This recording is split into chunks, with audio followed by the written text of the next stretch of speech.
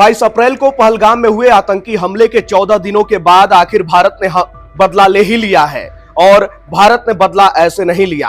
भारत ने सिर्फ पहलगाम आतंकी हमले का बदला नहीं लिया, इससे पहले जितने भी आतंकी हमले हुए थे, जिसको भी आप याद करेंगे, चाहे वो 26/11 का आतंकी हमला हो, या फिर संसद भवन पे वो हमला हो, या फिर पुलवामा हमला हो, इन पुराने हमलों को भी आप याद करेंगे तो आप देखेंगे कि इन सारे हमलों का जो है भारत ने बदला लिया है। आपको बता दूं कि भारत ने पाकिस्तान और पीओके वाला जो क्षेत्र है, उनके 9 ठिकानों पर जो है तबाही मचाई है। और उन 9 ठिकानों की अगर बात की जाए तो हर एक ठिकाने जो है आतंकी संगठन से रिलेटेड है।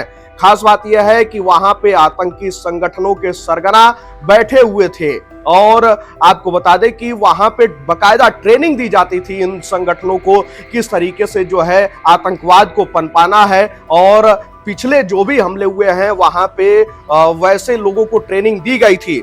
अगर उन 9 ठिकानों की बात करूं मैं, तो जिन ठिकानों पर हमला हुआ है, बहावलपुर, मुरीदके, गुलपुर, भीमबर, चक अमरू, बाग, कोटली और सियालकोट, मुजफ्फराबाद, ये जो वो 9 जगह हैं जिनके बारे में आप सोच भी नहीं सकते थे कि इन जगहों पे हमला हो सकता है। खासकर पाकिस्तान नहीं सोच सकता था, क्योंकि ये वैसे क्षेत्र हैं जहां पर जो है इससे पहले जो आतंकी संगठन पनपे, और जो आतंकी वहां पे पनपे थे, जिन्होंने हमला किया, जो शामिल रहे, 26/11 वाला हमला हो, उसके बाद भी जो है वहां पे जो है उन ठिकानों को नस्तोनाबूद नहीं किया गया था। लेकिन इस बार के हमले में जो है इन 9 ठिकानों को टारगेट बनाया गया, और ये टारगेट एकदम सही और सटीक साबित हुए हैं। और सबसे खास बात ये रही कि इन टारगेटेड पॉइंट को जो इस तरीके से नस्तोनाबूद किया गया है, उसमें आतंकी संगठन ही टारगेट पे रहे थे, न कि पाकिस्तान आर्मी या फिर जो है सिविलियन को टारगेट किया गया। सीधे सीधे जो है आतंकी संगठनों को टारगेट किया गया था। और इसमें जो सबसे खास बात है,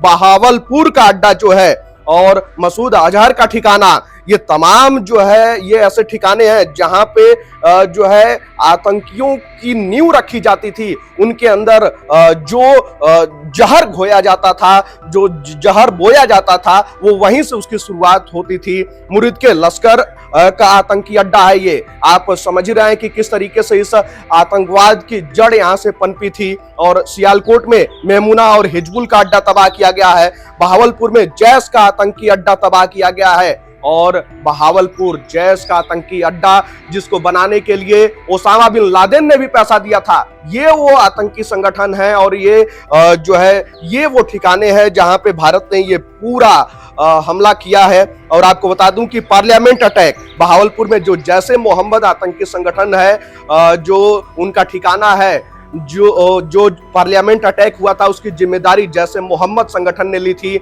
और उसके बाद भी उस ठिकाने पर हमला नहीं हुआ था। लेकिन पहलगाम के बाद जो है इस ठिकाने को नस्तोनाबूद किया गया है। और वहां पे जो सुभान अल्लाह मस्जिद है, उसको नस्तोनाबूद किया गया है। इसी सुभान अल्लाह मस्जिद को बनवाने के लिए ओसामा बिन लादेन ने पैसे दिए थे। वहीं मुरीदके में मरकज तैयबा मस्जिद को जो है उड़ा दिया गया है।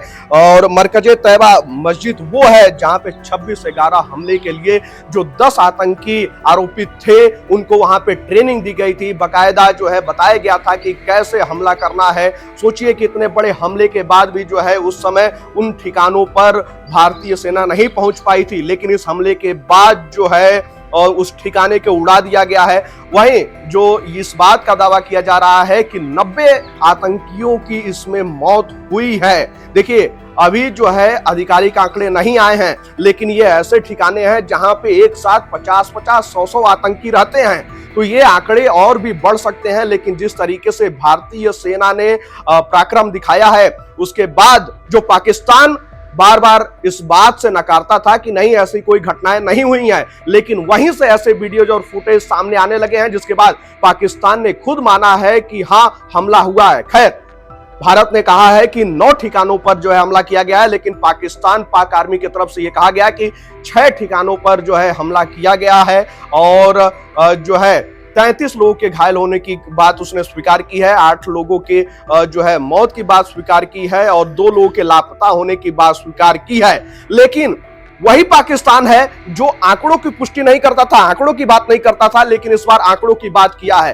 तो ये ऐसे ठिकाने हैं जिनको उड़ाने के बाद पाकिस्तान की कमर तोड़ दी गई है। खैर, इस पे पूरी जानकारी 10 बजे जो है और भी मिल पाएगी, क्योंकि 10 बजे जो है प्रेस कॉन्फ्रेंस है और उस पीसी में क्या कुछ भारतीय सैनिकों की तरफ से यानी कि भारतीय सेना देती है, ये देखना होगा। और किस तरीके से इस पूरे जो है ऑपरेशन सिंदूर को अंजाम दिया गया, इसको आप विस्तार तरीके से जान पाएंगे।